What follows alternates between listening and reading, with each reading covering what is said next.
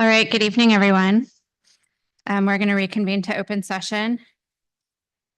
Please be advised that this meeting is being recorded and broadcasted live, capturing images and sounds of those attending. All right, good evening, everyone.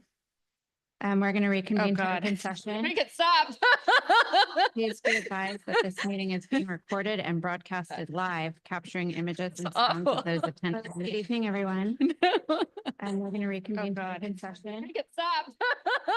Please be advised that this meeting is being recorded and broadcasted live. It's awful. capturing images and sounds of those attending. Good evening. Okay, don't want to do that again. All right, reports of action taken in closed session, nothing. Attendance roll call, President Rothberg Allen here. Clerk Reed. Here remotely. Trustee Lopez Jones. Trustee Rios. Trustee Gonzalez. Student Representative Claval. All right, let's stand for the Pledge of Allegiance. I pledge allegiance to the flag of the United States of America and to the republic for which it stands, one nation, under God, indivisible, with liberty and justice for all. District mission statement. We are a collaborative, culturally rich educational community where a rigorous and innovative curriculum prepares our students to be successful contributors to our global society. Public business from the floor, non-agenda items. This portion of the agenda allows an individual the opportunity to address the board on any item regarding board business that is not on the agenda. Without taking action or entering into a dialogue with the public, board members may briefly respond to statements made or ask clarifying questions about topics posed by the public. Your matter may be referred to administration. Individual speakers are limited to 3 minutes each. We have Pamela Fratellizio wanting to speak about TK kindergarten staffing for the 25-26 school year. Good evening. For those who don't know me, I'm Pam Fratellizio, a parent of a TK Wildcat, 2 future Wildcats, a community member, and the Spanish teacher at CES. I sincerely appreciate your hard work, board members. Thank you for your commitment to our schools. I'm here tonight as a parent to express my concerns about the proposed TK and kindergarten staffing changes for the fall. As TK expands, it's my understanding that one of our 3 kindergarten classes may be converted to a TK class, reducing kindergarten to just 2 classes with 1 shared paraeducator. If implemented, this would likely make kindergarten classes the largest out of any grade level at CES, a significant shift from the smaller class sizes we see in other grades, and that have undoubtedly contributed to student success in Calistoga. Currently, my son's TK class is the largest on campus, 22 students, with 8 additional students in a TKK combo. This year at CES, we have 47 kindergartners, 50 first graders, and 48 second graders. Unless we are anticipating a significant enrollment drop for kindergarten in the fall, why reduce to just 2 kindergarten classes when every other subsequent grade level benefits from having 3? As a teacher who has the unique opportunity to work with all classes at CES, I see firsthand how smaller class sizes foster strong relationships, student well-being, and overall better learning outcomes, an impact supported by extensive research. I respectfully ask the board to consider the long-term effects of these changes and prioritize maintaining 3 kindergarten classes while expanding TK to meet new state requirements. Thank you for your time and commitment to our students.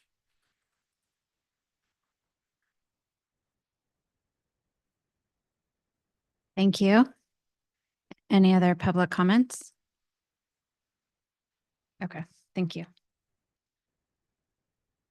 All right, we're on to information discussion 6.1, Napa County Office of Education, Letter of Review, First Interim Financial Report.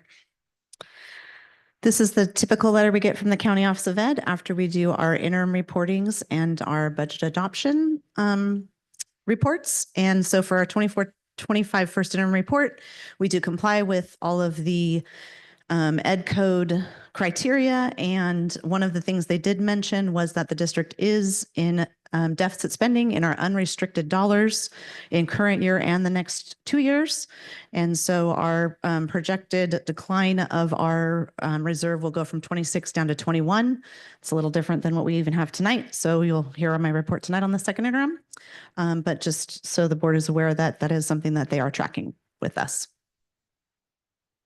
Thank you. 6.2 any questions?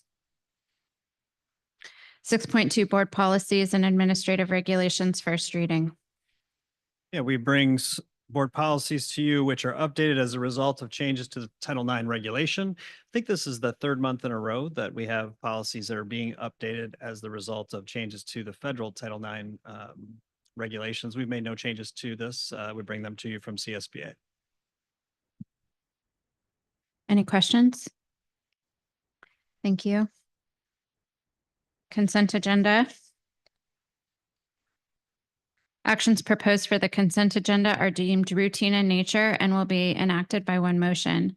There will be no separate discussion of these items unless any member of the board, the audience, or staff request a specific item to be removed from the consent agenda for separate action.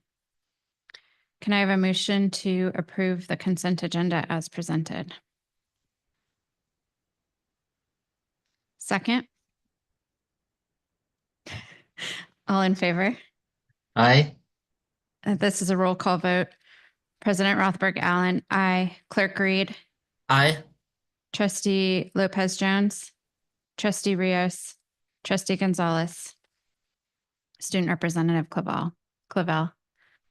Thank you. Sorry. Okay, reports. Student Representative. Okay. Hello, everyone. Good evening. So, as a member of the ASB, we are committed to making the last few months of our high school experience meaningful. With that goal in mind, as you may know, we are facing an unexpected challenge with the football field, which has traditionally hosted our graduation ceremony, is now under construction, leaving us without a designated venue for our important occasion. As a result, I have been notified that the gym will not be used for the graduation ceremony, given the significant feedback from students, as well as many expressing concerns about the gym's capacity. Currently, Logvy is being considered as a potential venue, but it's not fully guaranteed, and the baseball field is also being discussed as another possibility. Given the limited available areas and venues around Calistoga, we would like to formally request the district's assistance in reaching out to Napa Valley's local wineries to see if any of them might be willing to donate their space for our graduation ceremony. This would provide a spacious environment we need while also creating an event that celebrates our community and the rich history of Napa Valley. Additionally, we believe we can leverage the connections many of our families have to local wineries, as several parents in our community work in wineries, and their involvement could strengthen our efforts in securing a venue. If this district is able to assist in reaching out to these wineries, we could also encourage these parents to use their personal connections to help facilitate the request, which would further increase our chances of success. While I have personally contacted a few wineries, we believe it would be more effective for the school district to handle this request on our behalf. The district's involvement would carry more weight and demonstrate the support of the entire school community. Finally, I would like to address a serious concern within our community, the recent increase in ICE raids. Although the district has worked hard to educate families about their rights, many members of our community still feel uncertain and fearful. I believe there's a need for a more tangible visual demonstrations on how to handle interactions with law enforcement, both in a vehicle and at home. To address this, I propose organizing a presentation or role play activity to provide practical insights on how to respond in these situations. This would empower our community with the knowledge and confidence to handle these encounters calmly and responsibly, reinforcing our school's commitment to supporting every student regardless of their background. Thank you for your time and consideration. We appreciate your support and look forward to collaborating on these initiatives to make this final chapter of our high school journey meaningful for all. Thank you.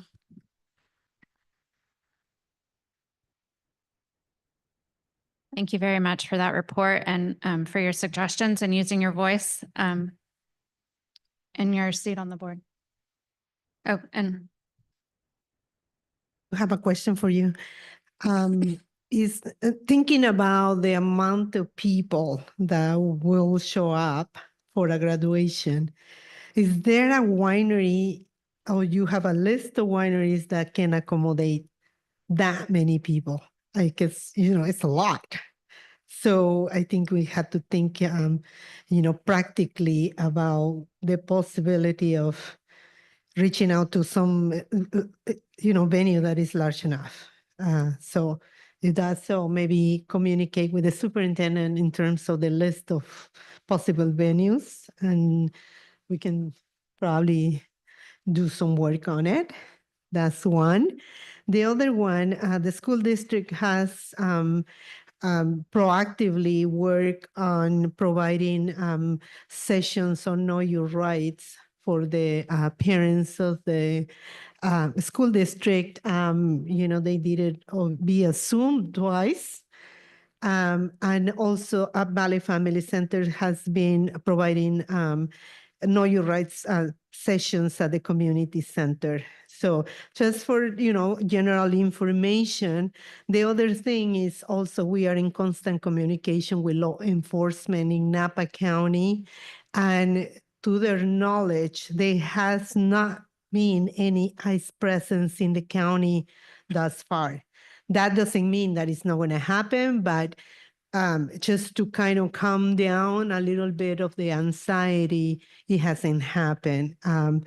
The sheriff's department and all the police departments in the county are very committed to, in their, idea that they're not going to be providing any assistance to the federal agency that wants to, pick up people and deport them. But, they are, conscious that they need to provide that information to the community. So like I say, nothing has happened. That's not a guarantee, but just for you to know that, and, communicate that to your fellow students that we cannot be panicking, find the information, go to the, the organizations that, have knowledge on this, and then we can pass the information along. Thank you. I just wanted to add two things. Kenya and I have had conversations about both of these things, so thank you for presenting it. I plan to follow up with her in terms of finding out from the senior class what wineries you work for, to see if we can make that connection, and what parents are willing to participate in this conversation, because not every parent is, to see if that can help us leverage some relationships that already exist. And then we had a great conversation about this idea of what it is that students and families were looking for in terms of support. And one of the things that came up that we were just kind of bouncing around as ideas is kind of to the point of her example of role play, and maybe not actually doing a role play, but talking about, if you get pulled over, this is what you can say, and this is who you should call, and how students can support each other and they can support their parents as well. To your point, we had a very fruitful Zoom meeting with our families. They asked great questions. We were hopefully able to ease some of their concerns and give them tools. But there are still people that still have questions, and we want to make sure we support any way we can. So we'll continue that conversation and maybe come up with like a list of scenarios that we can go over with our students and our parents. So thank you. thank you. 8.2 Calistoga Associated Teachers.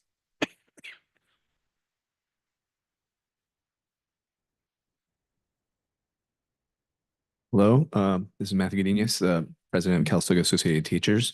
And I'm here with our Vice President, Eric Heitz, but just wanted to give an update from some positive updates that came from our most recent union meeting that we had. We had an all-member meeting.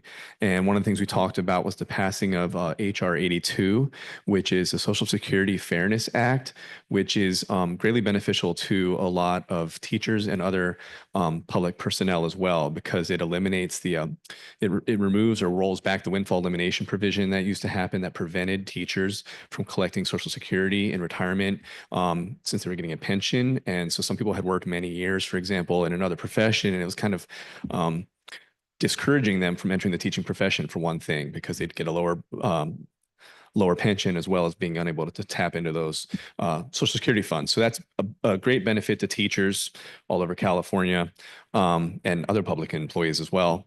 And we also have convened a scholarship committee for this year to raise funds and to donate some money towards some graduating seniors. And that committee is comprised of Katie Coop and Amy Palma from the elementary school, as well as Michelle Craig Morales and Eric Heitz from the high school, which, as I said, is also our new vice president. So I'd just like to introduce him as well. Good evening, trustees and cabinet. As Matt said, I'd like to share that we tonight had a scholarship fundraiser. Many of the members of the audience were with us this afternoon. We raised over $400 today to go toward the scholarship committee fund. At this time, we have funds that will allow us to give 3 $1,000 scholarships to graduating seniors. So we're excited and proud of that as a union, much more than we've given in the past. So we hope to build that fund and continue to have fundraising. When we have another event, we'll be sure to include all of you on the invitation. This was a kind of a short-term suggestion here for this one, but we plan to have some more in the future before the end of the year and then continue into the future. Just a brief bit, I know most of you, but just to give a little background, I've been in Calistoga teaching since 1994. This year, as Michael presents the beginning of the year, made a big mention that I was now the #1 on the seniority list. So bit of a kudos to hanging in there the longest, I guess you could say. 31 years is a long time to be in one place. And so Laurel was one of my students, and many of the people in the audience have been my students in the past. So seeing that next generation come through is exciting for me as well. And in addition to being a teacher, I'm the athletic director, along with Louise Owens. And so you see me at lots of events and activities around that. I see Rudy very often with his sons at basketball, senior fundraising they do for the sober grad night through the basketball games as well.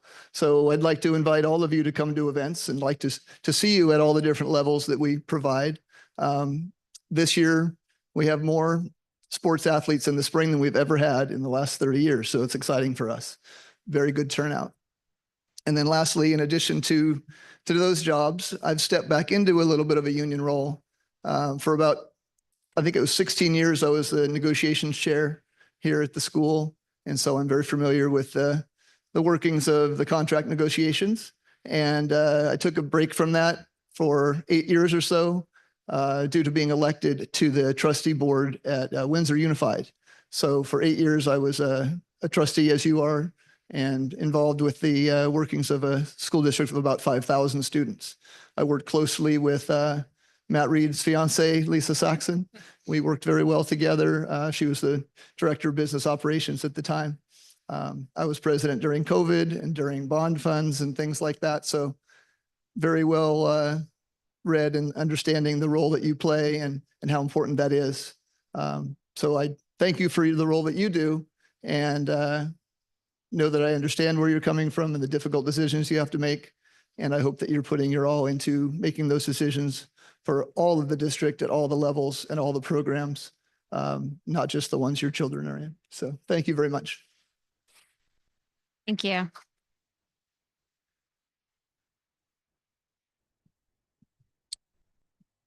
Right, Classified School Employee Association.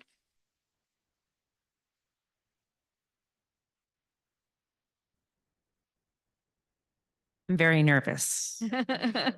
I don't speak well in front of adults. I do a better job in front of students. Isabel Rodriguez, chapter president for CSEA. Just a quick update. We had our chapter meeting for February, just this past Friday, where we had 21 members show up, which was outstanding here at the junior senior high school. And we all voted to have our proposals sunshined coming soon. Thank you very much.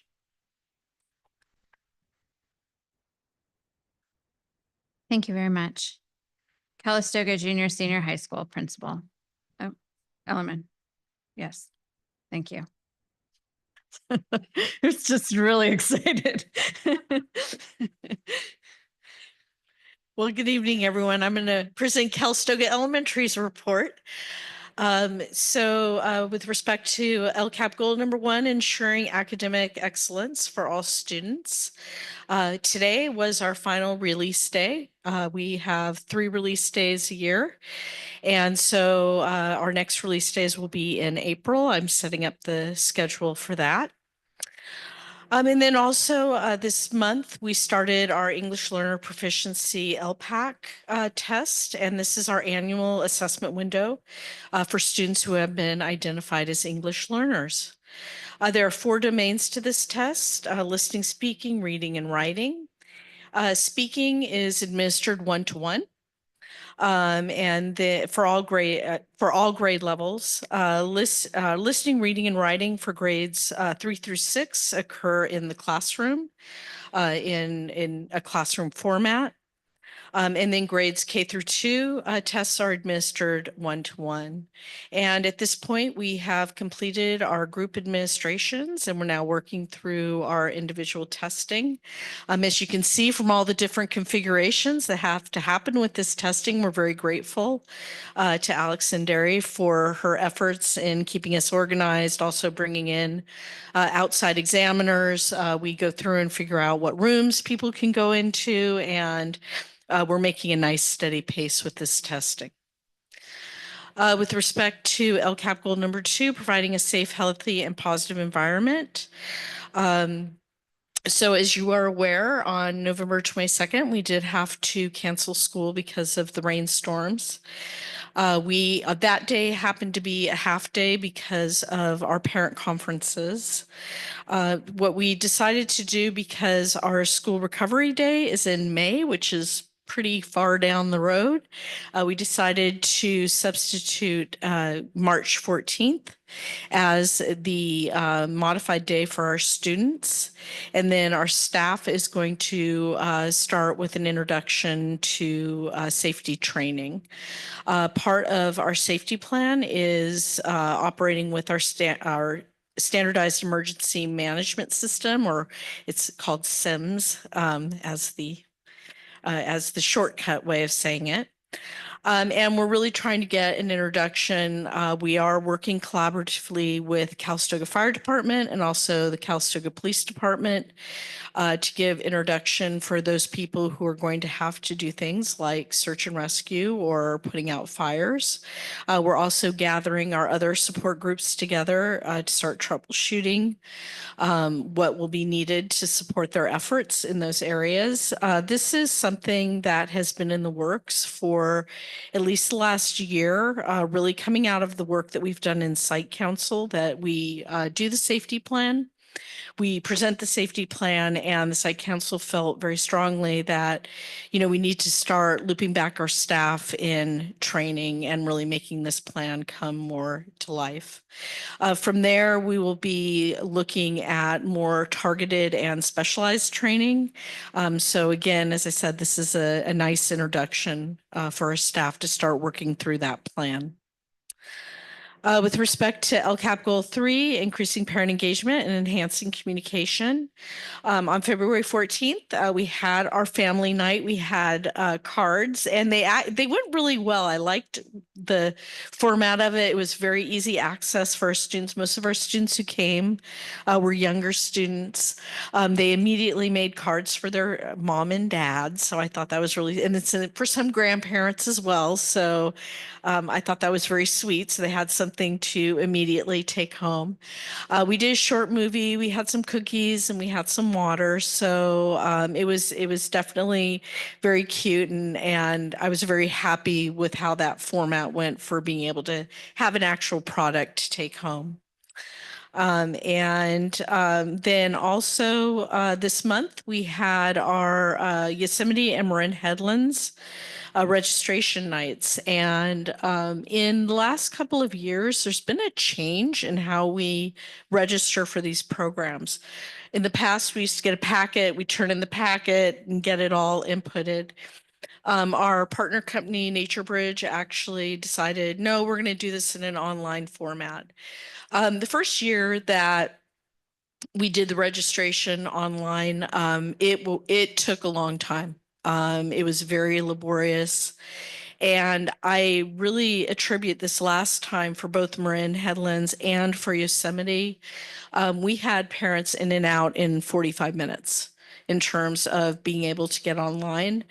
There are quite a few people who have contributed to that culture of our parents being able to access that system, specifically, with Monica Garibay, who works with parents on the Aries portal and making sure that they have email addresses that they are getting information from. We also push out to our families as we get closer to that event of, hey, reminder, you got to have access to your email because you're going to be getting an email confirmation. And so this year, I think it went the smoothest that it has ever gone. And I was really grateful to both our teachers who had all of the links all set up in advance. We were able to filter around. We were able to answer parents' questions to be able to clarify things.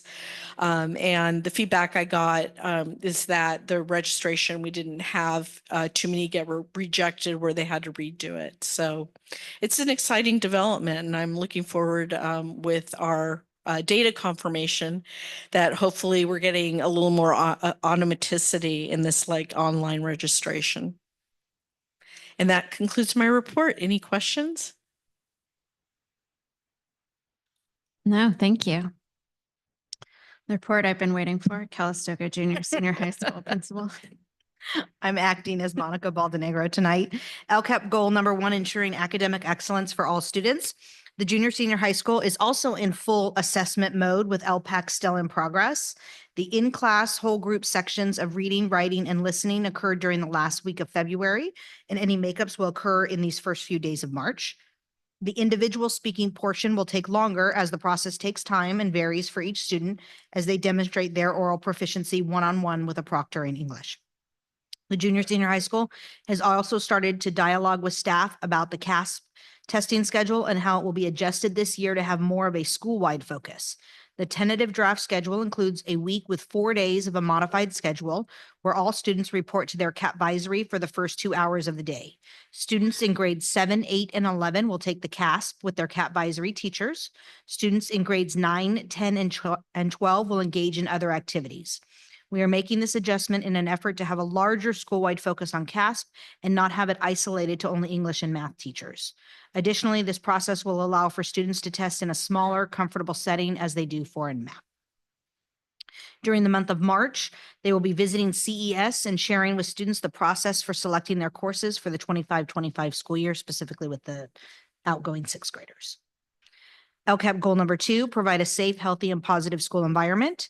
CJSHS is grateful for the support we are receiving with our new wellness specialists who's supporting students in the office with health and wellness needs and concerns. This role is further being developed to encompass the larger intervention supports and needs that exist on our campus. As we continue to define the role, we recognize the need to use the same uniform documentation system when working with students. This process is being clarified and delineated so that we will have improved data about overall student interventions at the junior senior high school. With the changes to our CAS schedule, we are creating a list of different agencies and support providers who can provide workshops for our students in grades 9, 10, and 12.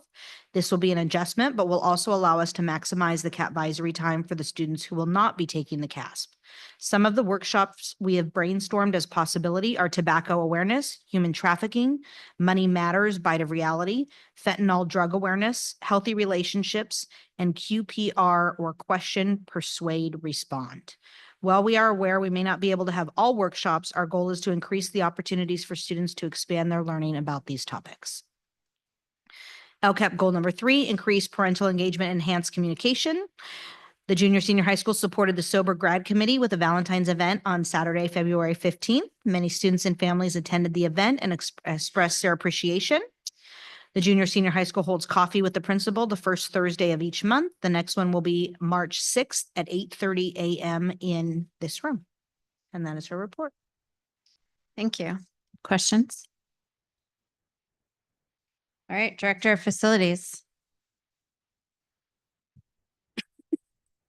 Hello, everybody. So right now, we're still kind of in the same position we were last time reported, but in terms of the STEM building, everything's moving along pretty smoothly. We've got toilet partitions, epoxy countertops, front row speakers going in this week. This month, we'll also start to see some of the offsite work, which would be the sidewalks and the CMU wall and some of the concrete that's going down. Our fields are also still in DSA. We did get our response back from DSA, and now we've answered their questions and now it's back in review with DSA again. We still haven't gotten out of CGS yet. And then tonight you'll have an action item for our guaranteed maximum price on that project. TK is also still in DSA and CGS. We'll be meeting with the TK teachers and some staff over there this week to kind of go over some of the feedback they gave and some of the changes they wanted to make to the design. Nothing major. We should be able to accommodate a lot of it, but we'll be meeting with them this week with the architect to just go over what they requested, what we can do, or what we can do as an alternate. And then our generators are still currently in the permitting process for Bay Area Air Quality Management District. Given the timeline we were received initially, I would say we probably should have those permits by early April. So we can once we know that they're all right with where we're placing them, we can get that design ready to go. We do need to get them out in place before we start the construction on the fields. Otherwise, we're going to move them to another spot and then move them again. And it's not that easy to move them. So that's all I have for projects. Any questions? Thank you. Yep. Director of Educational Services and Human Resources. Okay, good evening.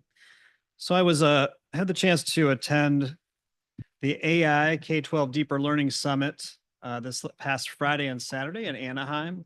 And I'll share a little bit about it with you. As an aside, before I start, I was just reflecting a little bit and can share with you that the conference was sponsored by Digital Promise. And Digital Promise was established by the U.S. Congress in 2008 as part of a law signed by President George W. Bush. It was dedicated to the acceleration of innovation in education and the improvement of learning opportunities for all Americans. One of its key initiatives was the League of Innovative Schools, which was launched in 2001 as a national coalition of forward-thinking K-12 school districts committed to leveraging technology and innovative practices to enhance student outcomes, of which Calistoga Schools is now a member. And I speak to that, I think, in this moment in time where, we think about the role of the federal government in schools. Schools are primarily a local institution, right? But the federal government does play a role and can play a role. And in this case, bringing school districts from across the nation together to share best practices. So thank you to Audra for introducing us to the League of Innovative Schools. I don't know that I would have attended this conference or really even been aware of it for us joining the League of Innovative Schools. And some takeaways. I'm certainly re-energized, and it reinforced the idea that AI is important and it's a worthwhile endeavor for us. We have to embrace the future. We have to embrace innovation. AI is already impacting the way that people work, people live, people communicate in this world. And one story I'll share with you from one of the sessions, we were looking at like data and AI. thinking about what industries is this impacting, and we all had our ideas, this industry, that industry. And right at the top of the list was agriculture. So nobody said agriculture, right? What does that mean? And so we talked about, especially in the Midwest and especially John Deere. And if you go to John Deere's website and you poke around in the digital space, it looks like Apple's website, right? Because tractors are all interconnected. They're all online. They're all collecting data constantly. And farmers are making real-time adjustments for now, medium term and long term, right? And that's agriculture.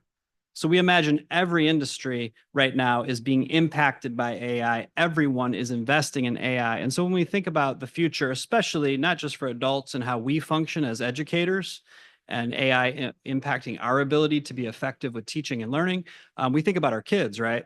And making sure that they have those skills. And we got to make sure that kids from Calistoga enter college and enter career with those skills. And we're at the beginning of this journey, but that has got to be a focus for us. One thing that was interesting, kind of unexpected for me was, I've been to a lot of technology conferences over the years. And usually what happens is you have like-minded people that get very excited, and it's usually about things. It's usually about tools. Look at this greatest innovation. You could buy that, and you could buy that, and you could implement that, right? And that was intentionally not what this conference was about. There were 2 vendors there of all the many, many vendors that are trying to be in the education space right now, but it wasn't about tools.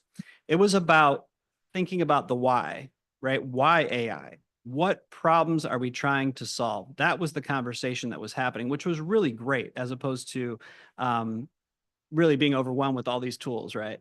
And I think for us, as we think about implementing, we don't really need more things. That's an important part of the conversation. But we need to know why we're using them and what problems we're trying to solve. Something else I really appreciated, again, usually at these conferences, it's like a little bit of like evangelism, right? You get people that are just like all together, kind of swimming in the same direction, getting very excited, and then trying to figure out how to go home to their school districts and share that message with a much more diverse crowd, right? But it was not really like that. The tone of this conference was very balanced between advocacy with a lot of caution. Let's proceed carefully. And there was a lot of conversation around bias in AI, around equity and how that plays into this conversation. Around assessment, we know that even if we aren't yet talking with our kids a lot about this, kids are using AI in our schools and in college. So what does that mean for assessment? What does that mean for student learning? And what was really impressive was how they brought student voice into this conference. It started with a student choir. And then in each session, maybe not each session, but definitely throughout the day and each day, students were presenting, students were on panels. And I thought that was really inspirational for me as we think about, we've done some of that, but I think Calistoga can do a much better job of including student voice into the decisions that we make. Our kids are smart. Our kids have a lens that we don't have. How do we include student voice better in the decisions that we make, whether it be AI or any decisions that we make that are important and that impact kids? There was a representative from Transcend on one of the panels, which was kind of interesting, surprising. And when I think of Transcend, I don't think AI, but Transcend helps schools, especially rural schools. And so I thought that was great. And it shows kind of the interconnectedness between this work, what we're doing with Transcend, what we're doing with AI and the League of Innovative Schools. This is all interconnected as we try to make positive change. The next step is to go back to Ed Tech. We've carved out a lot of space in the Ed Tech committee this year, and we'll continue to have those conversations. Though I will say that we have focused a lot on the what and the tools. So I do think we need to make sure that we make space in that committee to talk about the why. Why are we even having this conversation? What problems are we trying to solve for ourselves and for our kids? Also share tonight that we are doing quite a bit of work in our special education department as it relates to the special day class program for the junior senior high school that serves our most disabled students.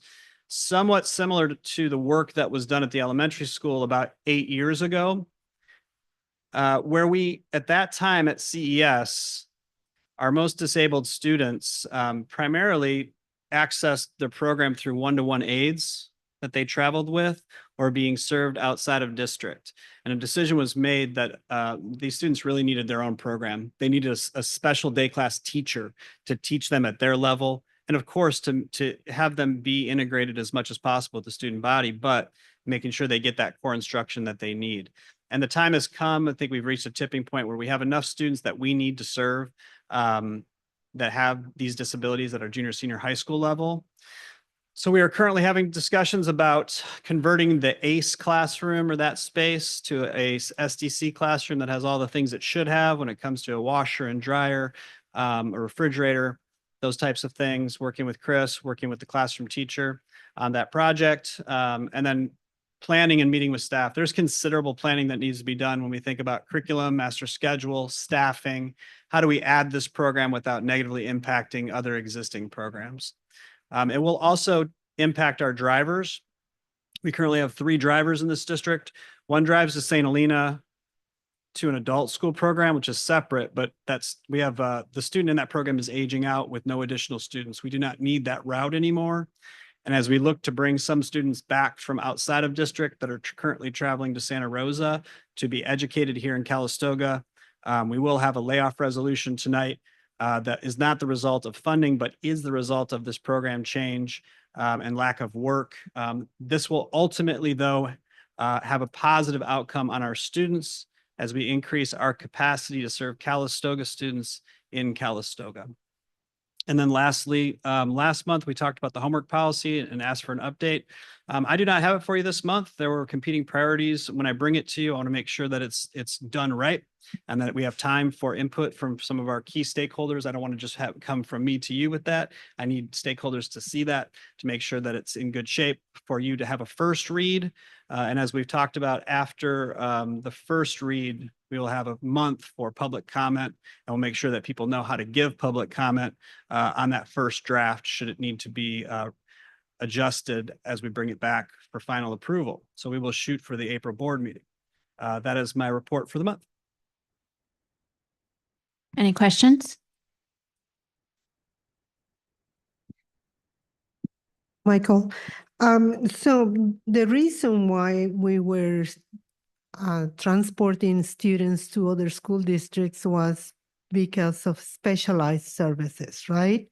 So with this day program, are we guaranteeing that these students are going to receive those specialized services, right? I mean, what are the, are we going to be asking special qualifications from the day teachers, the paraprofessionals who are going to be helping? Can you elaborate a little bit more on that? I can. So there's a number of reasons why an IEP team would decide not to serve a student in Calistoga. And sometimes, for example, an example of that is a student who has injurious behaviors, right? A student who has externalizing behaviors that might injure a staff member. In that case, we're probably not going to be able to serve that student. That's just not the program we have. But there are specialized programs that can. There are other students who don't have injurious behaviors, but their needs are such that you do need to have a well-designed program to serve them, right? Like, so for example, right now, and actually this is the second year, we have a student being served in a not even in a non-public setting, but in a public school that has a special day class because they have the class. And so if we have a class that's designed that way, we can support these students. We hired an SDC teacher, I don't know, 4 years ago, with the idea that this was coming. And that teacher has mostly been doing inclusion work and helping those students be mainstreamed. But now it's time for that student to mostly, for the majority of the day, teach those students in a self-contained environment. Yeah. Hope that helps. Thank you. Superintendent.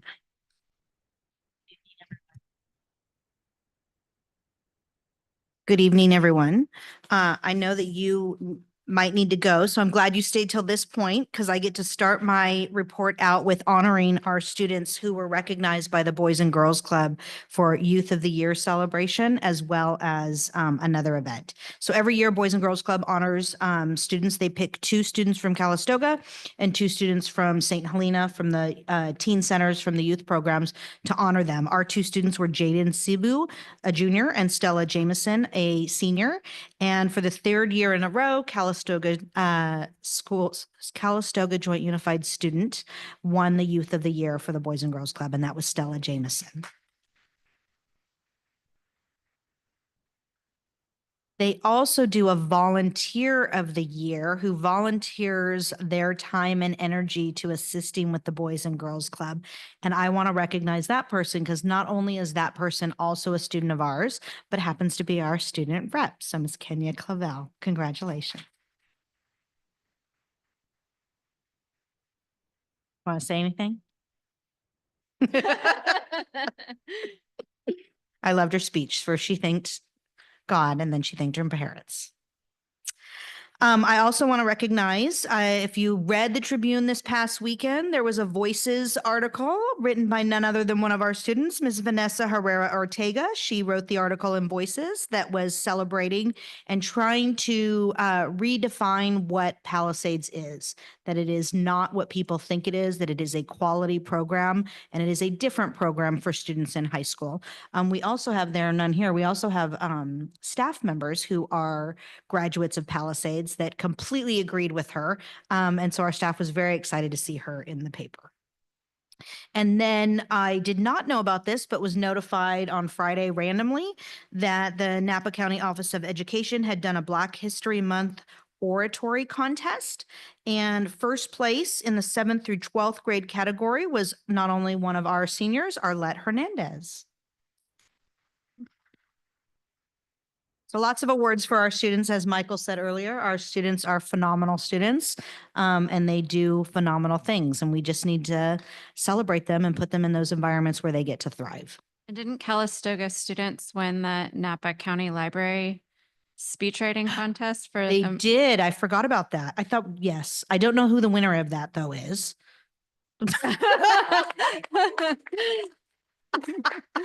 Of course you did.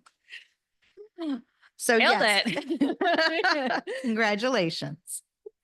I am heading out tomorrow to head to AASA. I'm speaking on 2 panels with Transcend about the work that we're doing here in Calistoga, and the work that we want to continue to do as we support our students in a rural environment.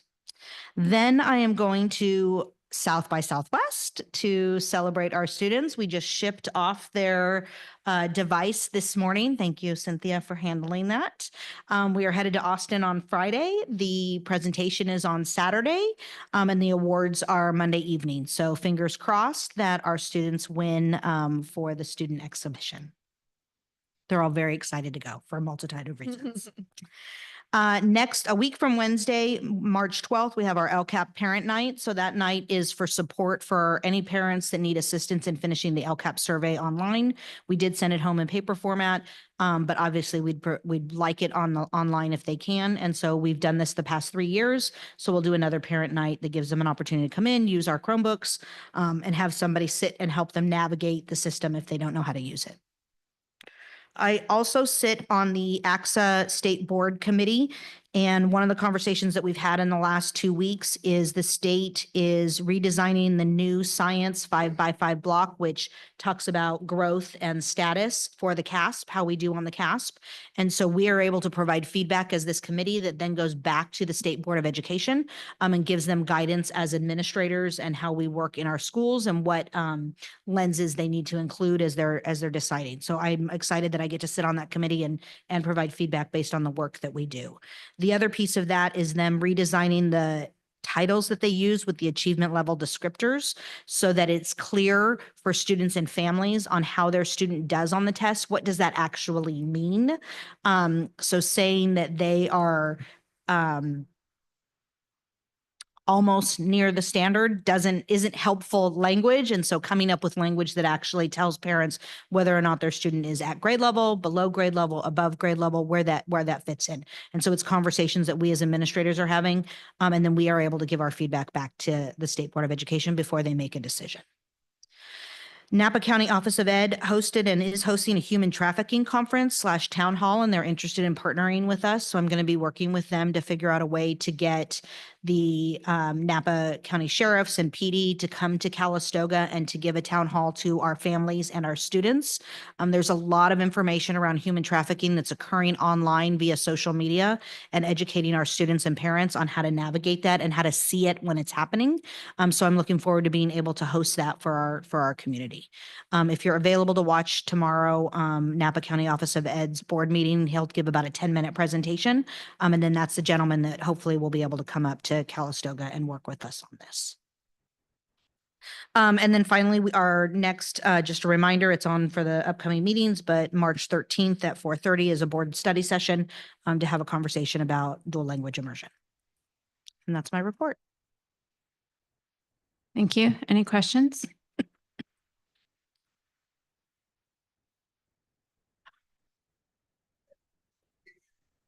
Last Thursday, Friday, had presentations that we got. So many of our students are aware of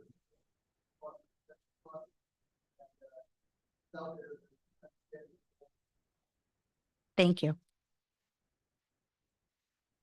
All right, action items.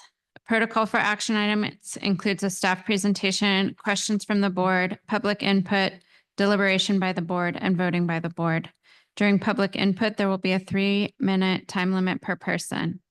Resolution 2425-11, adopting Amplify DIBELS as a universal reading screening tool for CES.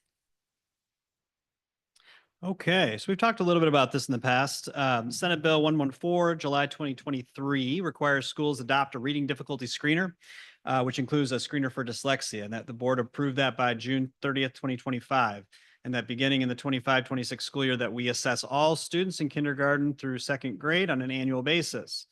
So that we've been waiting for the CDE to release their approved list of screeners, and they did so in December. So a few months ago, they approved 4 tools. Unfortunately, we have experience with 2 of those 4 tools. And so we are ready pretty quickly to send you a resolution to approve M-Class with DIBELS by Amplify. But before we do that, I am excited that tonight we have our reading specialists, Lauren Cavazos and Kim Hoff here. Thank you for waiting. They're going to share some information with you, and they're the right people to do this because they have the knowledge, and they're going to share some information with you about the screener, about how and why we chose it, and some potential benefits. Hi, everybody. I'm Kim Hoff. I'm one of the 2 reading intervention TOSAs at the elementary school. And as Michael mentioned, we're pleased to say that we feel like we're ahead of the curve with this. So we decided several years ago that we needed to adopt a universal reading screener, which means grades K through 6, as we were working on a response to intervention, or RTI system at the elementary school. And so we needed a tool that would help us determine the level of intervention for the students, and to use as like a safety net to make sure that no students were falling between the cracks. So in a moment, Lauren's going to speak a little bit about this history of the screeners that we've used, but I just wanted to talk a little bit about what is a screener. So there tend to be 1-minute timed measures. They're different depending on the grade level.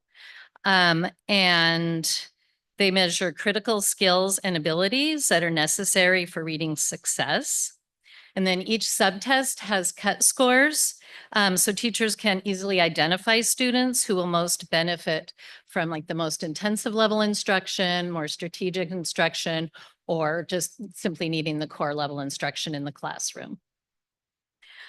We assess all of our students at the beginning of the year, and then there are 2 more benchmarks in the winter and the spring for students who were not at benchmark in the fall. We also use this tool for more frequent progress monitoring tool, especially for our intervention students that we work with. to make sure that we have frequent data points and to make sure that what we're doing is meeting the students' needs. So Lauren's going to talk a little bit about the history. You are correct. It is DIBBLS. That is how we refer to it. Just a little background. DIBBLS stands for Dynamic Indicators of Basic Early Literacy Skills.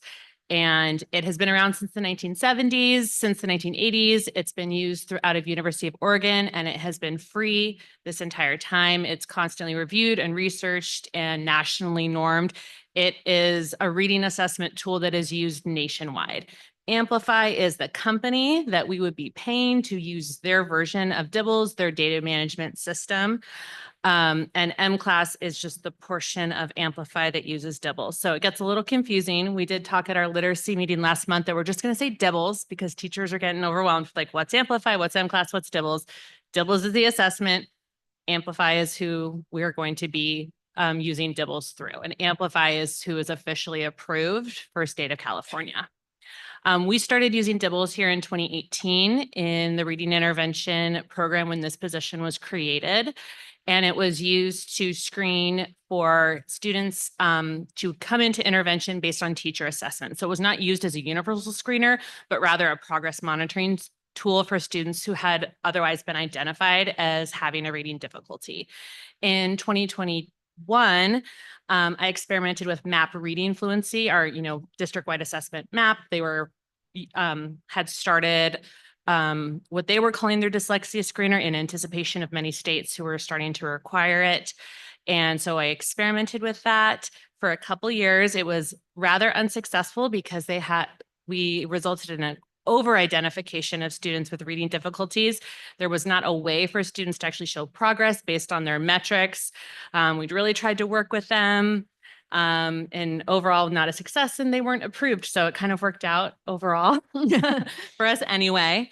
And then in 2023, Kim and I piloted Multitudes, which is UCSF's free dyslexia screener that they were created to be available for all schools in California. We tested kindergarten and first graders through Multitudes, and UCSF sent researchers that interviewed our second graders and used them to gather some data. So it felt good to contribute to their research as they were developing their screener. However, we felt we actually experienced an under-identification of students. So from our perspective, it was not reliable enough. And so in 2024, just this year, we have gone with using Amplify. And we used it as our universal screener. We started actually spring of last school year and then have then retested everyone at the beginning of this school year, K-6, and are continuing to use it to progress monitor students who are testing at below and well below benchmark. And so Kim's going to go over the benefits of that. Kind of tag teaming here. So some of the things that we liked about the Amplify system is it's a very user-friendly data system. It's easy to track data over time. They have awesome parent-friendly reports, and the parent reports even include a link. They include some ways for parents to help their child at home in the areas that they're not performing well in, and then has a link to a website that offers more suggestions. That's both in Spanish and in English.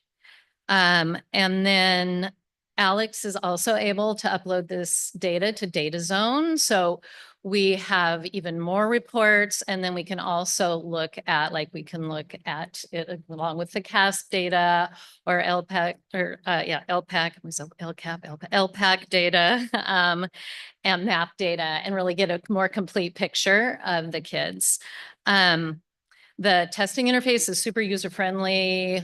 We use it, it's one-to-one, but we use an iPad on our end and kids are reading, and we can just mark it really quickly and it immediately uploads the information. We have the results immediately available in the reports. And then finally, we also like that it offers really consistent results. So now we have this tool, it's been around forever. It's nationally normed, and then the administration is standardized. We have both been trained in it, and then we will be training, hopefully, if this is adopted, we will be training the rest of the staff to administer it in the fall as well. The nice thing about us having this data is that teachers are able to use this data during their PLT times.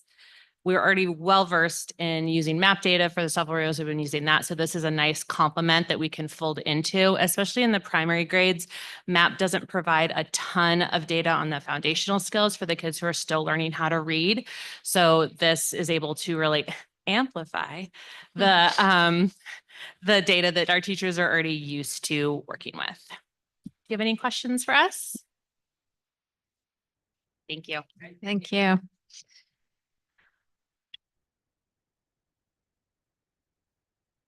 right, can I have a motion for adopting Amplify Dibbles as the universal reading screening tool? I'll second. All in favor? Aye. Aye. Oh, I need to do a roll call vote.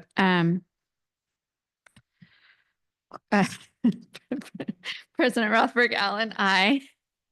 Clerk Reed, Aye. Trustee Rios, Aye. Trustee Lopez Jones, Trustee Gonzalez, Student Representative Clavel. Thank you. It's going to take me a while to. All right, we're on to 9.3, initial sunshine proposal from CSEA to CJUSD for collective bargaining.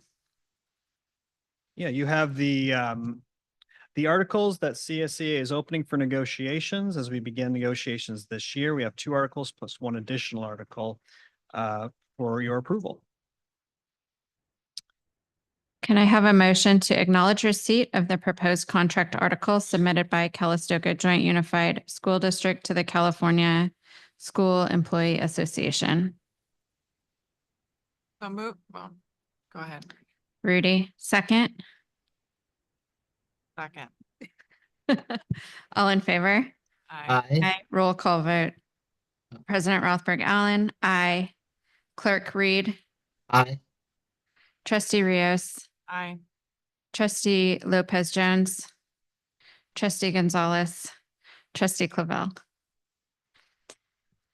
9.4, initial sunshine proposal from CJUSD to CSEA for collective bargaining.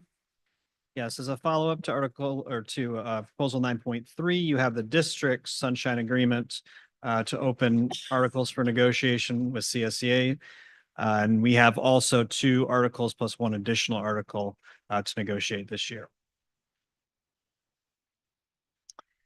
Can I have a motion? Second. All in favor? Aye. Aye. Roll call vote. President Rothberg Allen, aye. Clerk Reed, Aye.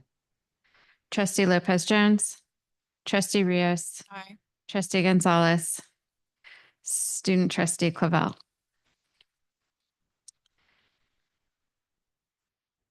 9.5. 9.5, reduction of classified school services for the 25-26 school year.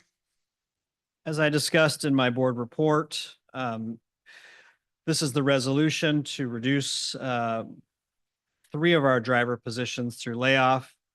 One is as a result of having no students in the adult transition program next school year. The other are as a result of bringing students back to the district, resulting in a lack of work. I will say that this resolution will allow for preliminary layoff notices to be issued. That does not mean these staff will be laid off, but it does allow us to meet our timelines to issue those notifications. We will then have by May 15th to make a final decision. So I think there's still some work to be done before this is a finalized decision. I have met with each driver as well as CSEA prior to this meeting to explain that this would be occurring so that they're aware of the what and the why. Can I have a motion? Second. All in favor? Aye. Aye. Roll call vote. President Rothberg Allen, aye. Clerk Reed, Aye. Trustee Lopez Jones, Trustee Rios, Trustee Gonzalez, Student Trustee Clavel. 9.6, board policies and administrative regulations. Michael. Yeah, so we bring some board policy updates to you for a first read. And again, these are updates from the Title IX change to the federal law. I don't know why CSBA didn't just send these all at once. Why it's taking like months and months. But that is the case. And so that's what's happening here. Can I have a motion? So moved. Second? All in favor? Aye. Aye. Roll call vote. President Rothberg Allen. Aye.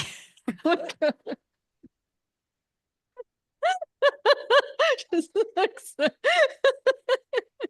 Super embarrassing. Clerk Reed. Aye. Trustee Lopez Jones. So it's not just me. Trustee Rios. Aye. Trustee Gonzalez. Student trustee Clavel. 9.7, second interim financial report.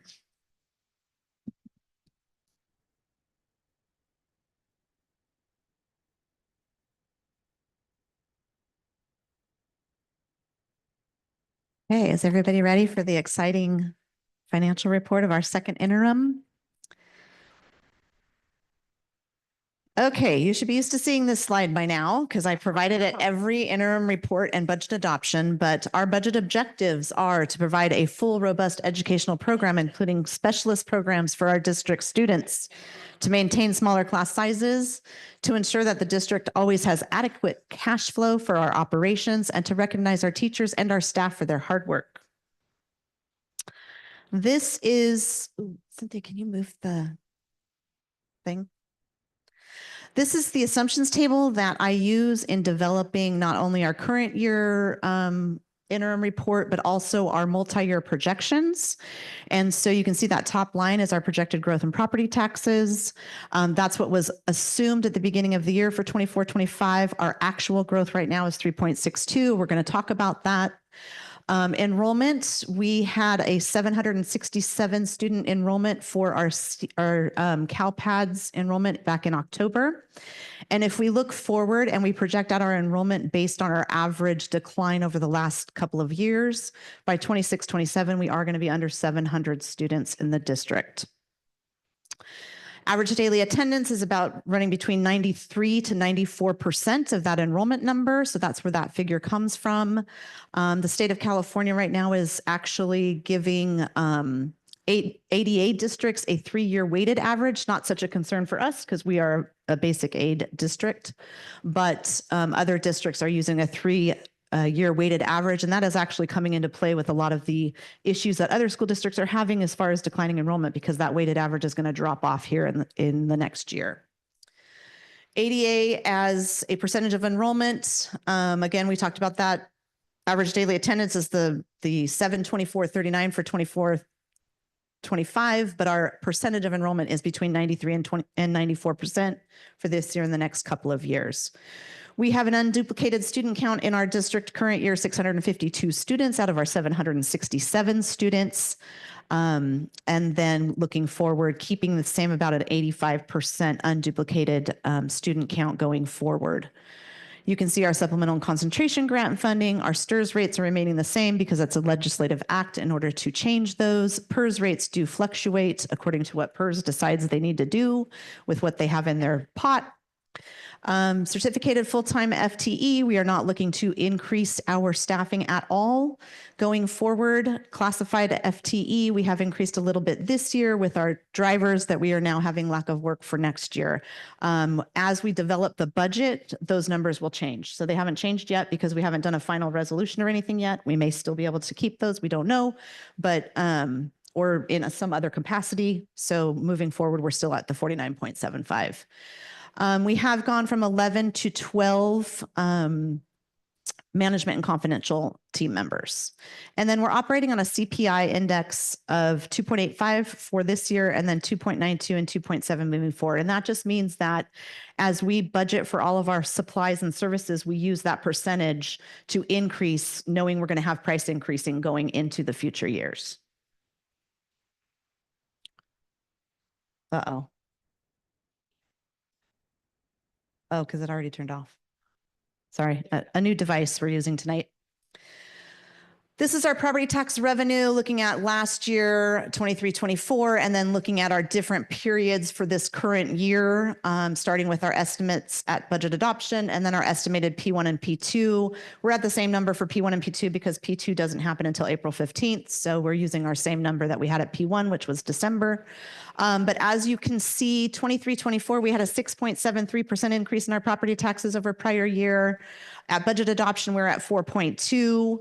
And then estimated P1 and P2, we're right now at 3.62. So we are under what we projected, the difference between 4.2 and 3.62. Going forward, we're projecting 4.0, and it's just a matter of time and wondering if we are going to come in where we are supposed to. But April 15th, I will come back and report to the board after I receive those figures, what our P2 came in at. Hopefully we get up to that, at least the 4.0, because that's what we started our budget adoption with. Average over the last 4 years of property tax increases is 4.58%. These are the differences from second interim since first interim and the changes that have been made to the budget. A calculation of $6,334 in property taxes, nothing in reporting, but just having to update the budget.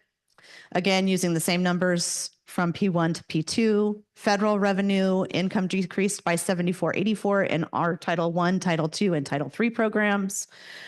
State revenue increased by $5,000 for our it's our loan that we get, or an allocation we get from the state for one of our teachers that's actually getting a rebate for being a nationally board certified teacher. And then local revenue increased by $27,971 in donations and scholarships. A lot of our every 15 minutes, and then scholarship donations. This is just what I just talked about in number form, so I'm going to move forward. And this is looking at all of what I just talked about in a graph form. So as you can see, our property tax revenue comes in at 85% of our entire general fund budget. So obviously that's a very important thing for us to be keeping track of and to be aware of. Federal revenue is 0.7% of our budget, state revenue 11.2%, and local revenue 3%. Expense changes for second interim from first interim. Certificated salaries increased by a little over $29,000. That's increase in sub costs and mostly extra hours and sub cost. Position pay was only about $3,000 of that total. Classified salaries increased by a little over $9,000. Those are salary adjustments due to vacancies. That was actually a decrease, but then we also increased in extra hours and sub costs. So that leveled it out to $9,191. Benefits increased by $35.72. That's having to do with the salaries above, and then also other adjustments to retiree benefits and health benefits for our staff. Books and school supplies decreased by $33,000. I do at second interim try to go through and figure out what we might not be spending, and I do reduce the budget by those dollars. If I know it's something that we're not going to do this year, we might do next year, or if we have budget that is over allocated at this point because we're so far into the year and we know we're not going to use that much in that budget line. So I do that as part of second interim. Same with services and operating expenses, but they did increase rather than decrease. Capital outlay increased by over $15,000, and that's because we actually just purchased a new firewall, which I'm super excited about. We are currently using a SonicWall firewall, and it is not the best for internet traffic and being able to really catch things that we need to be catching. So we are moving forward to a new firewall purchase, and that's in the works right now. And then other outgo, I've increased our contribution to Fund 40. Fund 40 is a capital outlay fund. It can only be used for capital outlay projects. It can't be used for any kind of salaries or administrative costs, but I am increasing that fund transfer because it's a fund we use for things that we can't use our bond money for, that are projects within our district that we need to take care of. One good example of that is our generators that we're putting in. That was not written into the bond language. I need to use that fund. That fund normally carries about $1 million balance, and we're using a lot of that this year for the generator project. And so we do need to start thinking about increasing those transfers so we can continue with those capital outlay projects that are not part of our bond language. This is also just numbers as to what we just talked about. Our projected year totals is actually what we're talking about right now. Just so you know, that is our second interim, is our projected year totals. This is graph form again of our certificated salaries, classified salaries, benefits, materials and supplies, operational services, capital outlay, and our other outgoes. Our other outgoes are our transfers to our Fund 40 as well as our Fund 13, which is our food service fund. And just wanted to mention that we're at about 77.5% for salaries and benefits as overall whole of our general fund operating budget. This is a summary of our revenues and expenditures. We have our beginning balances that we start with, and then we go through with our total revenue. We take out our total expenses, and that leaves us with a projected funding end balance.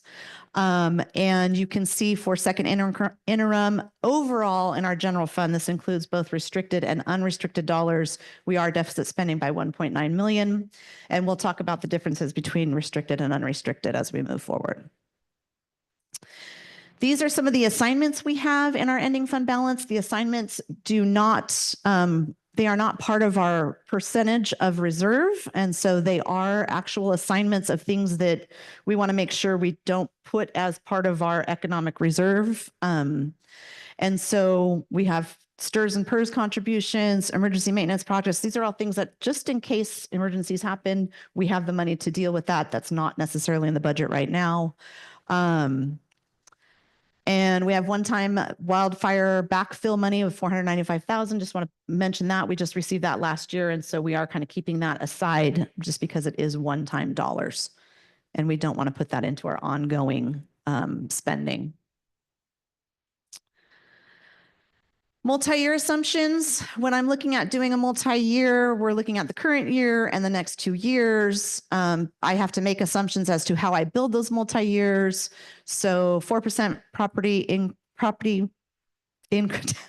tax increase, and then step and column is included in the current year and out years. No salary benefit increases are included in next year or the year after. The district's current cap increase in cost in the out years for health and welfare is included and estimated at health costs increasing by 9%. So what I mean by that statement, and I want the board to be very aware that because we have caps that are now high as the district contributing to an employee's health and welfare cap, if our health and welfare benefits increase from year to year, the district actually is taking on that cost of that cap increase. And so we have to obviously make sure we monitor that and we understand what that cost is and recognizing that as compensation moving forward. All of our one-time expenditures in this current year are removed in the out years. Restricted ongoing expenditures are being moved to unrestricted and out years. We do have a lot of restricted one-time funds, results of COVID, of extra funding that the state gave us in 22-23 that we use for ongoing salaries, that now those salaries are, if we're going to continue those salaries, which right now we are, those are going to come back to our unrestricted funds. And so that's going to increase what we're spending in our unrestricted area. Special education contributions continue to increase on a year-to-year basis. And then again, the CPI that I talked about earlier are included for our supplies and services. This is a look at our restricted side of the house on our general fund. And so these are dollars that we get specifically for something. We get an income and we have to spend those expenditures on what the state is telling us we have to spend those expenditures on. And so we don't have a lot of say in what we do with those dollars other than the restricted funding that we got that were one time. Those were very loose. The federal government let us do a lot of general operation expenditures during those times because of COVID and everything. And so again, when I talk about our restricted ongoing salaries going to unrestricted, that's part of that. You can see that our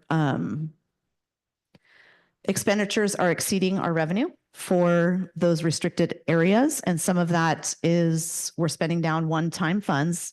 And other parts of that are the fact that special education is increasing in cost. And so we have to give money from our unrestricted side to those restricted programs as well for special ed. This is our unrestricted side of operations. Our unrestricted side of operations, for second interim, we are looking at 17,700 as revenue, and our expenditures are 18,400. So we are deficit spending on the unrestricted side of our general fund operations. This is for this year and the out years. This is kind of a new thing for our district. We have been able to not deficit spend in our unrestricted side. But it's happening because we are moving those ongoing salaries into our unrestricted side of the house now. And so that's increasing our unrestricted costs. It's also happening because we have a 3.62% income for property tax rather than a 4%. In past years, we've done really well because we've actually exceeded our 4% in property taxes. And so that's given us a little cushion. So we now need to start thinking about in this year and in the out years, we are going to be deficit spending. And that means we need to kind of rein in our expenditures, and we need to talk about where we are going to start reducing expenses. This is a look at our entire general fund, so restricted and unrestricted included. And so you can look at our beginning balance and then our ending balance. And then I kind of just did a breakdown of what our ending balance is inclusive of. But as you can see, the reserve percentage from 20.41 this year down to 13.9 in 26-27. And that's because we are using our reserves to balance our budget. Unrestricted ending balance, multi-year projections. This is the same look, but it's just at the unrestricted side. And I think this, again, is a very important topic we need to discuss. This is where almost 90% of our income comes to, is our unrestricted side. This is where all of our salaries and benefits come out of. Our special ed contribution comes out of here. And so we need to be very aware of the fact that we ended 23-24, our unaudited actuals, at a 41% reserve for unrestricted. That has been intentional on my part, knowing that we were going to be bringing restricted ongoing salaries back to unrestricted. But as you can see, when it's one-time funds and we have ongoing stuff in one-time funds, how quickly that reserve dwindles down from 41% in 4 years down to 19%. I wanted to bring this to the board's attention. This is a not an all-inclusive list, but a list of ongoing commitments that the district does know the dollar amount to at this point in time. Multi-year projections are all about just knowing what's going on at the moment in time that you're developing that multi-year projection. And so just looking at this current year, when we negotiated salary and benefits last year, that total cost to this year's budget over $686,000. Step and column on top of that was $202,000. Ongoing salary changes, $54,000. That might be moving some of those restricted salaries over to unrestricted. It might be people coming in with a salary change in the middle of the year when they've taken units. There's all kinds of reasons for that. Increase in employer pension contributions. That's our PERS percentages. As an employer, we have to pay whatever the percentage is set by PERS. Special education increases, $121,000 increase in contribution to special education, not including salaries in special ed, if that makes sense. So just our services and supplies in special ed is increasing by $121,000. I think overall, we're over $300,000 in our special ed contribution year over year of what we are increasing into special ed. Increased cost base, CPI percentage in supplies and services, talking about those percentage numbers of 2.7, 2.9. That's the dollar amount, $140,000 this year, $142,000 next year, and then $79,000 the year after that. $1.2 million for ongoing commitments this year in 24-25. Our property tax increase right now is sitting at $703,000. That's a 3.62% increase to property tax. You can see that we have over $587,000 of deficit spending that we are doing because of the commitments we have made. Looking forward next year and the year after that, there are no negotiated salary and benefit increases in the budget, in the general operational budget. And we are still deficit spending with what we are projecting to bring in with property tax increases. And again, these are just things we know about at the time. They're not things that if something pops up and we haven't budgeted for it and we have to put it in the budget, we still have to account for those types of things too. So I think this slide is very telling. This is why we are having a deficit problem. This is why we're having a spending problem. And I think it's really important to note that we probably need to get a budget committee together and we need to start thinking about how we can collaboratively look at how we are spending and what our important priorities are in our budget as a district. Our other fund balances, not only do we have a general fund operating budget, but we also have other funds that we take care of in the district. Fund 11 is adult education. We have an ending fund balance of a little over $1,000. Fund 13 is our food services budget. They will have an ending fund balance of $262,000. Our bond fund at the end of June will be about $4.2 million. That's with the sale of bonds that we had. Was that at the beginning of this year? That was, in October. And then we are planning on selling bonds again, hopefully in June. And so that would increase that fund balance for sure. I just want to make note on Fund 21, Fund 25, Fund 35, and Fund 40. Those are all capital outlay funds that cannot have any kind of salaries and benefits taken out of. We don't take any administrative costs out of that. That's very important to note. These are strictly funds that the bond fund was approved by voters.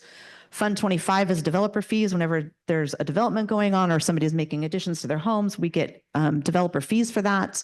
That all has to be done strictly capital outlay type projects. Fund 35 is our state facilities fund. We receive some TK funding that's in there right now, and we will receive future TK funding that will go to that fund. And then capital outlay, with that $200,000 increase, we will have a $627,000 balance. That's it. Easy peasy. Any questions? Any questions?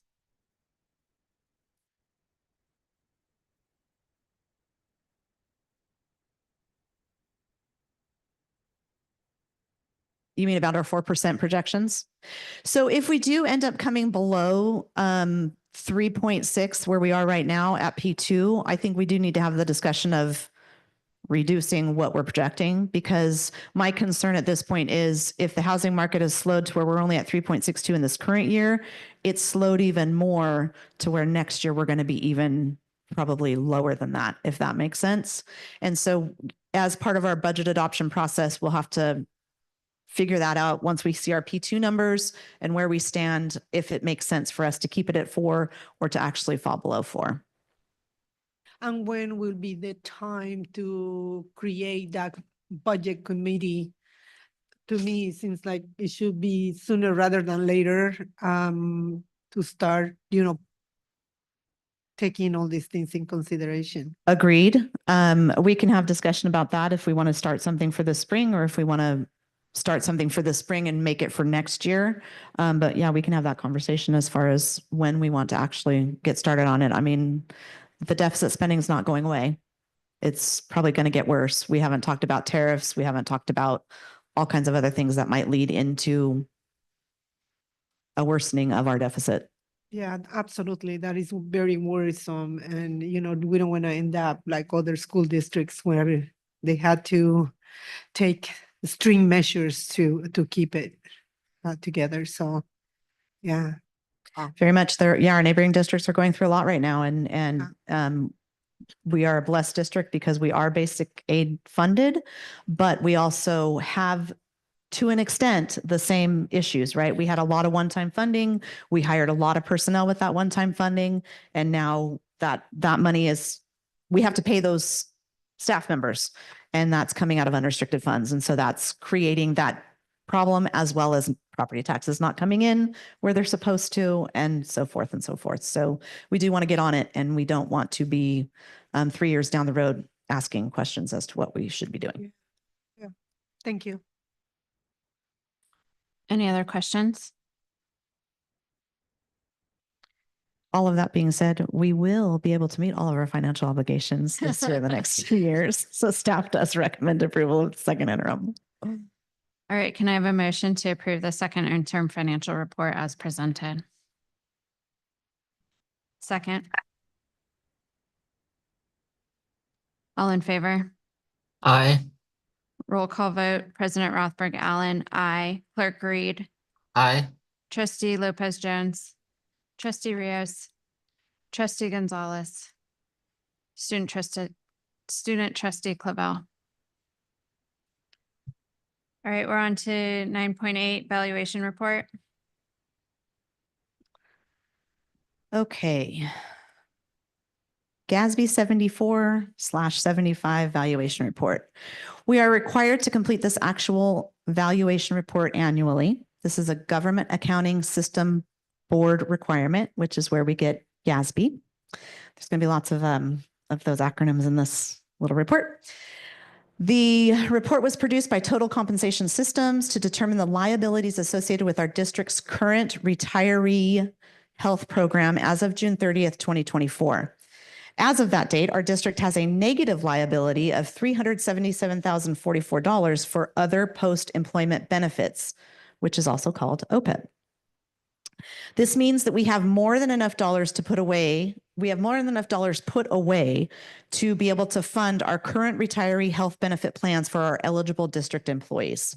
That's a good thing. Page 4 of the report shows our current contract language for what we offer in retiree health benefit plans for our eligible district employees. Certificated employees qualify for medical, dental, and vision to age 65 with a required service to the district of 10 years. The minimum age of requirement must be 55 years old when they are retiring, and dependents can be covered. That is available. Dependents can be covered. The district will support 100% of the district contribution and the district cap, which can be anywhere from $12,000 to $20,000 per year, depending on the age of the retiree. Classified employees qualify for this benefit with medical only. The duration of benefits is 3 years, but not beyond age 65. Classified employees must work for the district for 15 years with a minimum retirement age of 55. The district cap for classified employees is $450 a month for a total of 3 years.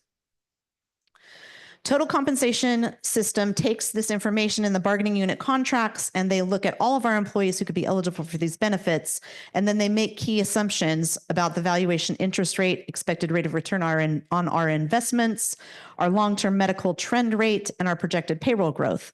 Based on these assumptions, they create the retiree liability or the OPEB liability. We fund this liability with our investment in PARS. PARS stands for Public Agency Retirement Services.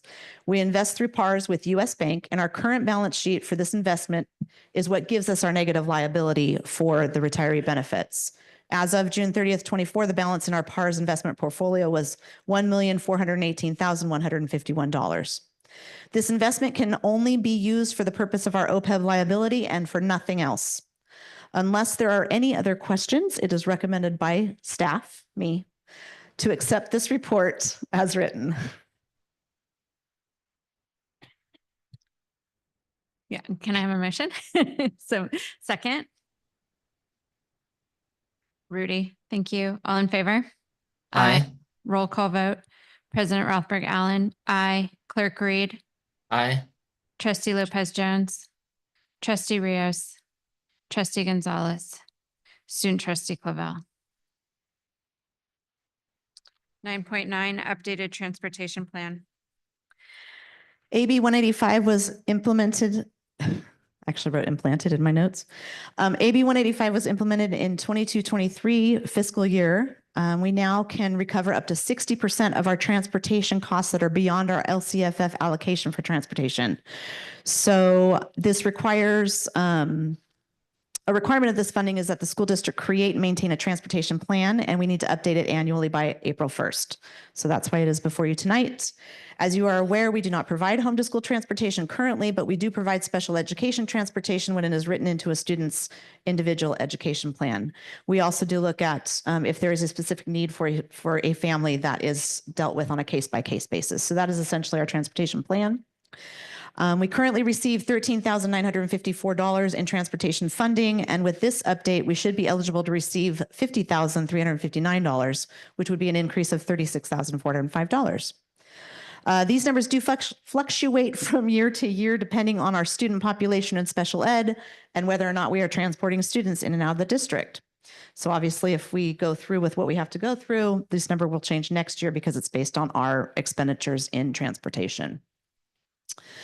I'm updating this plan tonight. What happens when we update it is it just stays within the board in our district, and then I report to the state at the end of the year when our final expenditures are done, what our final expenses are, and then we get funding based on those final expenditures in the next year. So our expenditures for this year, that 36,000 we should see as an increase in the 25-26 budget.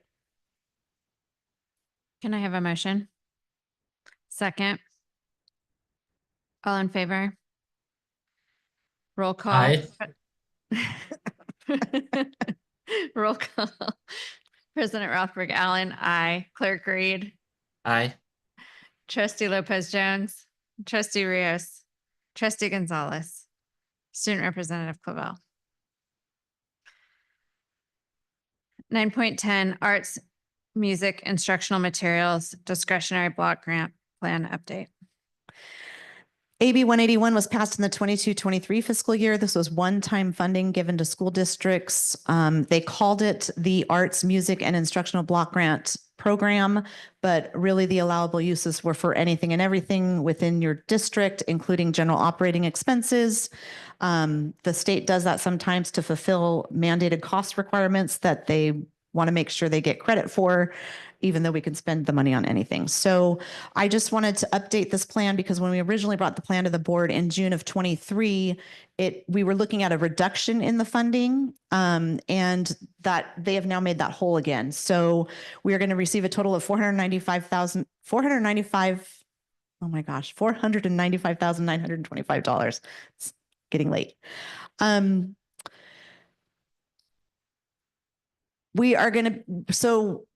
This year, we're going to be using a majority of our learning recovery block grant money. And so we do have some ongoing salaries that are that are part of that restricted program that we're going to move from that program to this program rather than moving to unrestricted. So that'll save us another year of further deficit spending in our unrestricted.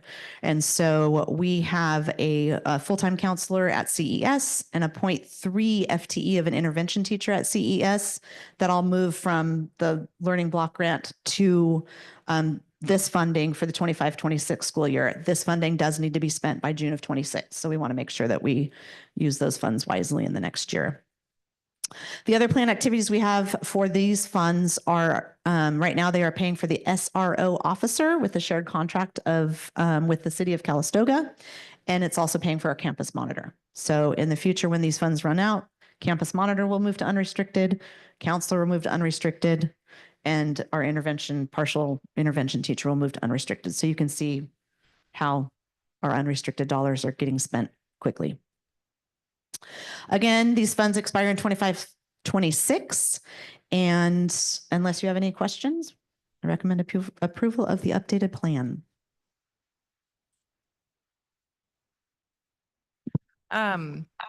Looking at the CES counselor under what's budgeted for 25-26, we're spending almost $200,000 on one position.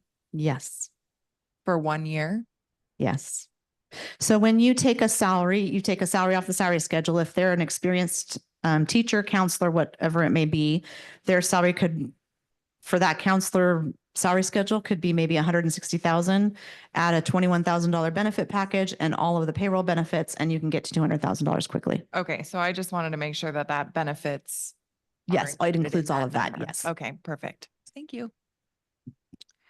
Can I have a motion? A second? All in favor? Aye. Aye. Roll call. President Rothberg Allen, aye. Clerk Reed. Aye. Trustee Aye. Lopez Jones. Trustee Rios. Trustee Gonzalez. Student Trustee Clavell. 9.11, Agreement with FRC Inc. So FRC is the contractor that won the lease back for our field project. We came at a previous board meeting for an initial phase to purchase long lead items. And now they've come to us with their final guaranteed max price for the field project. Can I have a motion? Second? All in favor? Aye. Roll Aye. call, President Rothberg Allen, aye. Clerk Reed, Aye. Trustee Lopez Jones, Trustee Rios, Trustee Gonzalez, Student Trustee Clavel. Agreement with John Miller. This is a agreement for our inspector of record for the field project. We've been doing this a while. You guys know what an IRR is? The DSA is required inspector. So just to clarify, this one is the inspector of record for the project. In the consent calendar was another inspector. That was special inspections. He'll be in the bleacher manufacturing site to inspect as they're building the bleachers. He'll also be on site to watch as the press box is being built. Can I have a motion? A second. All in favor? Aye. Roll call, President Rothberg Allen, aye. Clerk Reed, Aye. Trustee Lopez Jones, Trustee Rios, Trustee Gonzalez, Student Trustee Clavel.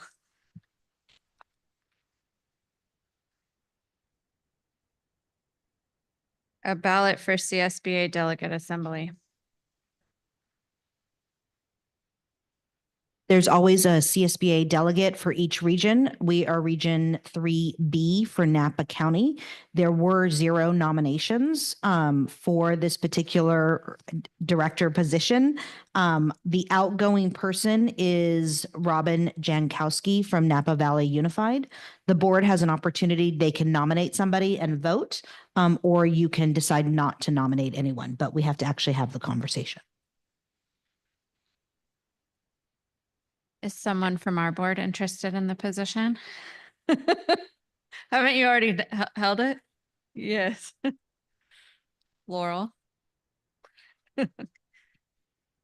Rudy. Matt. I'm washing my hair. So we don't put in anybody? Oh, is there someone else in another district that you'd like to nominate?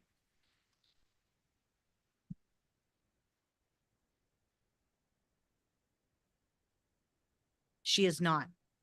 She is not. Let's No. nominate her. Just kidding.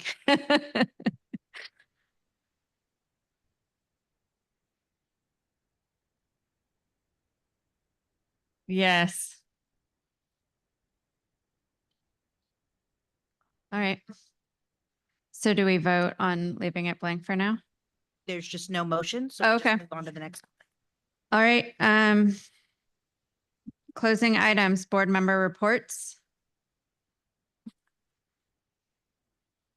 I have a couple notes. One, my daughters and I enjoyed going to the senior basketball night and seeing all the presentation with all of the kids giving flowers to their parents and then reading the letters that the kids wrote to their parents. It was really, really amazing. Gave me a little bit of nostalgia being back at that night. I won't date myself as to when I was there. But thanks, Mr. Heights, for doing that earlier. Also attended the Sober Grad Night fundraiser that was held here on the 15th. Always the best food in town. Don't tell my husband. The best food in town at the fundraiser here. And my kids and I always enjoy coming to those. So that's really great. A great show of community support, lots of families there, lots of students. And it's just overall a really great event. I am looking forward to this coming Friday. I'm going to spend the day shadowing at the elementary school. It is a minimum day, so I will be there until 12:30. So I look forward to visiting classrooms and walking around the campus with Miss Lamar. I have had a personal request to visit Miss Graziani's classroom by a certain 4th grader. But I look forward to popping into classrooms and chatting with teachers and staff on site. And then I will be shadowing at the senior high school on March 28th. So I look forward to walking around similar to what I did about 1.5 years ago to shadow on campus. And yeah, I just really appreciate and I'm a big fan of all of the events that the district has put on, especially this past month. And And they all weren't only events that my kids were at. So I enjoyed it. Anyone else? Just to echo what Laurel said, I was also on campus at CES today. And so thank you for the classrooms that I visited, for the teachers that welcomed me. It was great to be on campus today. And then also just to echo a little bit what I said earlier, I was a judge for the Napa County Library Essay Contest for Martin Luther King. There was a lot of great Calistoga essays. I was honored that to be asked to be a judge and to read the essays, and congratulations to our winners. Your essay was awesome. So yay, Calistoga. All right, we're on to closing items. The next board meeting calendar, board meeting, oh my gosh, is April 14th. We have a study session on March 13th.